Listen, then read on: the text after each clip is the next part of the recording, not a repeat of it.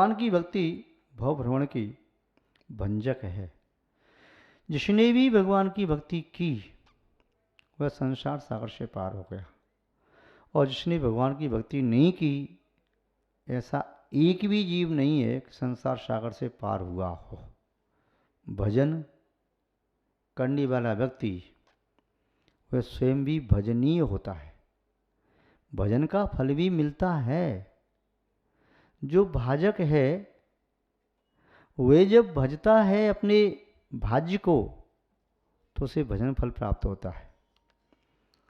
यानी भक्त भगवान की भक्ति करता है तो वह भक्त भी भक्ति के फल से भगवान बन जाता है। भक्ति एक सेतु है। भक्त भक्ति के सेतु के इस किनारे पर खड़ा है और सेतु के उस किनारे पहुंचता है, उस किनारे पर भगवत अवस्था प्राप्त होती है। भक्ति सेतु है जिसके माध्यम से भक्त भगवान की अवस्था को प्राप्त हो जाता है। भक्ति एक ऐसा रसायन है जिसके माध्यम से भक्त की आत्मा परमात्मा भगवान आत्मा बन जाती है। भगवत भक्ति प्रथम कारण है भव भंजन करने का। द्वितीय कारण है भोजन, किंतु भोजन भजन पूर्वक हो। जो भजन करके भोजन करता है उसका भोजन भी भजन में शुमार होता है, क्योंकि भजन करके भोजन करने वाला व्यक्ति कभी अशुद्ध भोजन नहीं करता। भजन करने वाला व्यक्ति अवक्ष को स्वीकार नहीं करता, वे निरामिष भोजन करता है, आमिष भोजन नहीं करता, अंडा मांस शराब आदि का सेवन नहीं करता। भोजन करते समय भी 4 प्रकार की शुद्धि का ध्यान रखता है। द्रव्य की शुद्धि, क्षेत्र की शुद्धि, काल की शुद्धि, भावों की शुद्धि। फिर वह जो भजन करता है, भोजन करता है, भजन करने के उपरांत किया गया भोजन अमृत उपमा हो जाता है। भजन करने वाला व्यक्ति उस प्रकार का भोजन नहीं करता जिस प्रकार के भोजन का भगवान ने निषेध किया है। भोजन करता है शुद्ध हो, सात्विक हो, मर्यादित हो, सुपाच्य हो, आरोग्यवर्धक हो, धर्म ध्यान की वृद्धि करने वाला हो, जिस भोजन के करने से परिणाम विशुद्ध होते हों, वे भोजन ग्राह्य है। द्रव्य शुद्धि, क्षेत्र शुद्धि में भोजन करते समय ऐसे स्थान पर बैठ करके भोजन करे जहाँ पर मलिनता न हो, परिणाम मलिन न हो, गंदगी न पड़ी हो, अशुद्ध अवस्था न हो। काल शुद्धि, रात्रि में भोजन न करे, संध्या काल में भोजन न करे। जब प्रभु भक्ति परमात्मा की भक्ति का समय उसमें भोजन न करे, भोजन के समय में ही भोजन करे। अन्य समय में भोजन करने से भोजन अमृत का भी हो तो विष का काम कर सकता है। इसलिए भोजन करने का भी समय नियत है।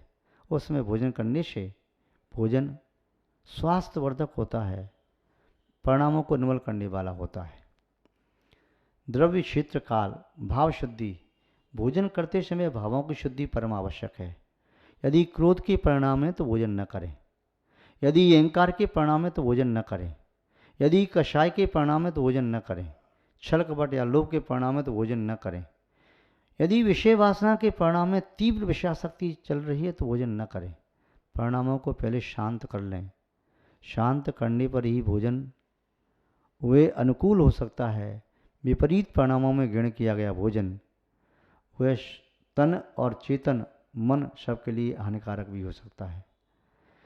जब विकृति आई हो, परिणामों में विकार आ रहा हो, उसमें कुछ भी ग्रहण किया जाता है उससे पतन ही होता है, आत्मा का भी और शरीर का भी।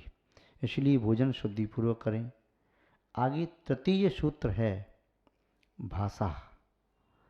भाषा भी भवभंजन में कारण है। भाषा कैसी हो? जिस क्षेत्र में जन्म लिया है, जो आपकी मातृभूमि है, वहाँ की भाषा बोलो, कोई हर्ज नहीं। किंतु भाषा हितकारी हो, सीमित हो, प्रिय हो और शांति देने वाली हो। जिस भाषा को बोल करके आपको पश्चाताप हो, दुख हो, ऐसी भाषा मत बोलो। जिस भाषा को सुन करके दूसरों को कष्ट हो, ऐसी भाषा मत बोलो। जिस भाषा से दूसरों का अहित होता है, ऐसी भाषा मत बोलो। जो भाषा कर्कश है, निंद है, जो भाषा अपमान जनित है, ऐसी भाषा मत बोलो। भाषा हितकारी हो और सीमित हो। अनर्गल बोलते जा रही ऐसा नहीं, सीमित बोलो। और प्रिय होना चाहिए, जिसे सुनने वाले कहें भैया और सुनाओ, अच्छा लग रहा है और सुनाओ, वो भाषा बोलना ठीक है। तो भाषा में ये 4 प्रकार की शुद्धि भी जरूरी है। इसमें हितकारी, प्रिय, सीमित और इसके साथ साथ सारभूत, तथ्यभूत। ऐसा नहीं कि छिलकों को कूटने की तरह से कुछ निकले ही नहीं। भाषा सारभूत भी होना चाहिए। बहुत सारा बोला तब सेंस बोला, बहुत थोड़ा निकला, ऐसे नहीं। पुण्य आगे कहते हैं चौथा सूत्र, भाव भद्रता। चौथा सूत्र है भावों में भद्रता आना चाहिए। भद्र व्यक्ति वह कहलाता है जो क्रोध, मान, माया, लोभ को शमित कर लेता है। भद्र व्यक्ति वह कहलाता है जिसकी प्राणी मात्र के प्रति मित्रता हो, जिसकी गुरुजनों के प्रति प्रमोद भाव हो, आनंद का भाव हो गुरुजनों को देख करके, जो दुखीजनों को देख करके करुणा से आर्द्र हो जाए और जो विरोधियों को देख करके मध्यस्थ हो जाए, ऐसे इसके भाव होते हुए भद्र प्रणामी होता है। भद्रता के मायने ये है कि इसके जीवन में प्रशम भाव हो, संवेग भाव हो, इसके जीवन में आस्तिक्य भाव हो, इसके जीवन में अनुकंपा का भाव हो। ये 4 भाव जिसके होते हैं वे भद्र प्रणामी कहलाता है। तो भावों में भद्रता हो, इसके भावों में भद्रता होगी, वे भव भ्रमण का भंजन करने में समर्थ होता है। 4 सूत्र हुए। 5वां सूत्र है वेशभूषा। वेशभूषा का भी स्व और पर के जीवन में प्रभाव पड़ता है। सात्विक वेशभूषा धारण करने से परिणाम अच्छे होते हैं। यदि वेशभूषा विकृत है तो उससे परिणाम अपने और दूसरों के विकृत होते हैं। प्रसंग रामायण का है। रावण ने जब सीता का अपहरण किया, वे सीता को अपनी पत्नी बनाना चाहता था। उससे अनेक प्रकार से कहा, लोभ, लालच, भय सब दिखा करके कहा, किंतु सीता अपनी सती धर्म में दृढ़ रही और सीता ने रावण को आंख उठा के देखा भी नहीं। चाहे तिनके की ओट करके कहा,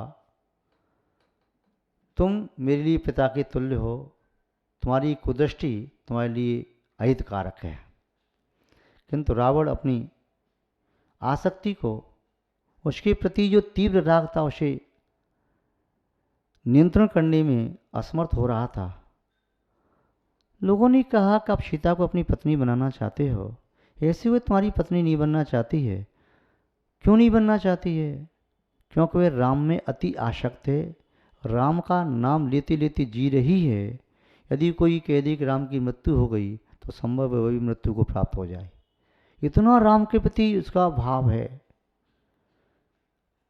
सलाह देने वाले ने रावण से कहा कि तुम राम का रूप क्यों नहीं बना लेते हो?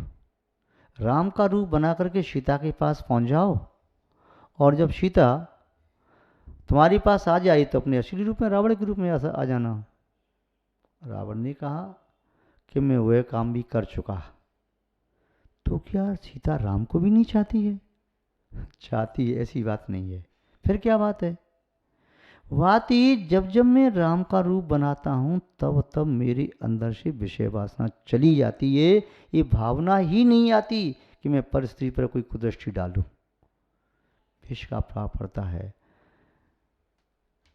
कुछ लड़कियां यदि सात्विक वेशभूषा से कॉलेज जाती हैं, बाजार में जाती हैं, तो उनके प्रति लोगों की दृष्टि अच्छी ही होती है।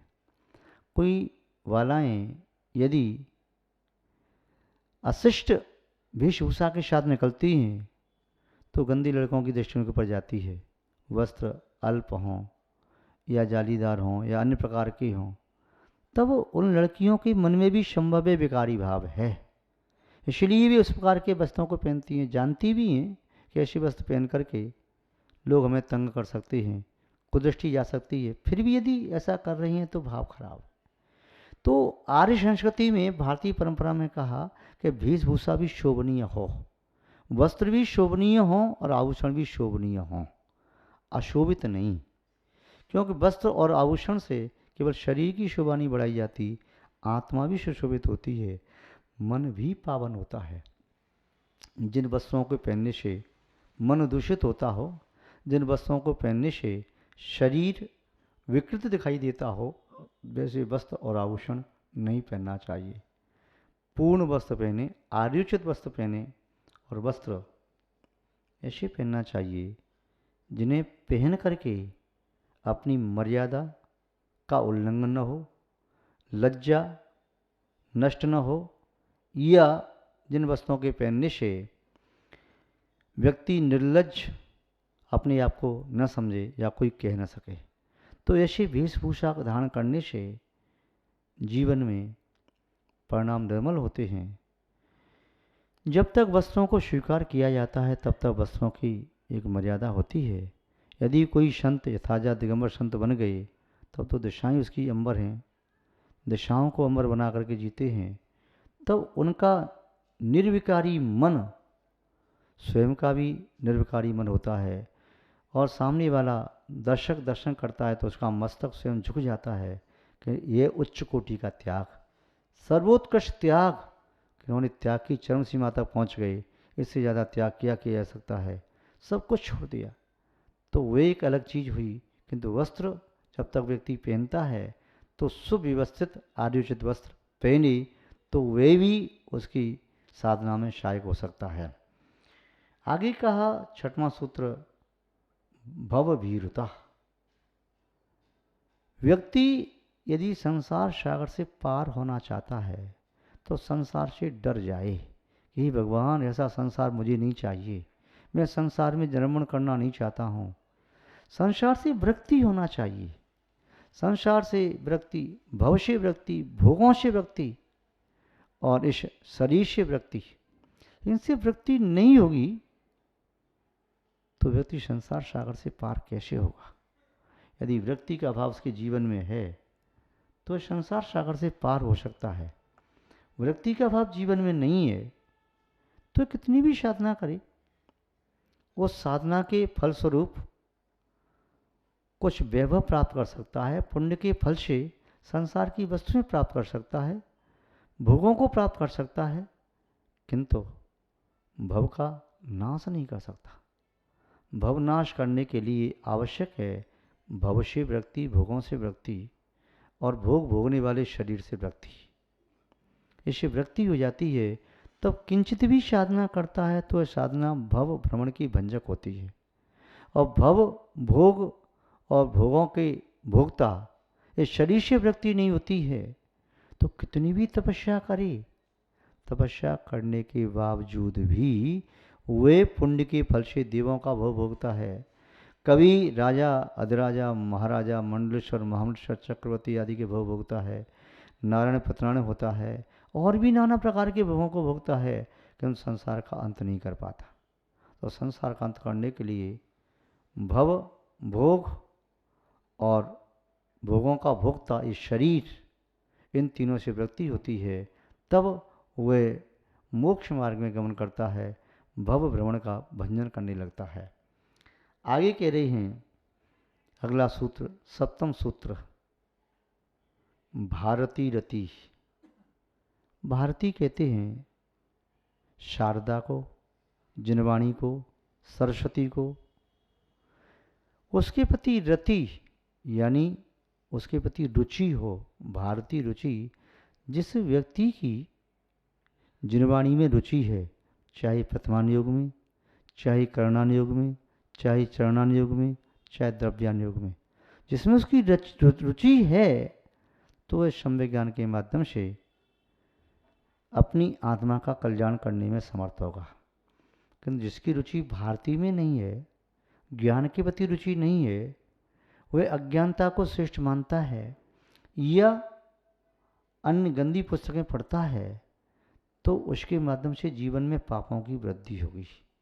उसका मन भोगों का दीवाना हो जाएगा, वह कषायों के जाल में कस जाएगा, भोगों के की दलदल में फंस जाएगा। किंतु जिनवाणी के प्रति रति करने से, भारती के प्रति रुचि होने से उसकी रुचि अन्य स्थान से हटती चली जाएगी।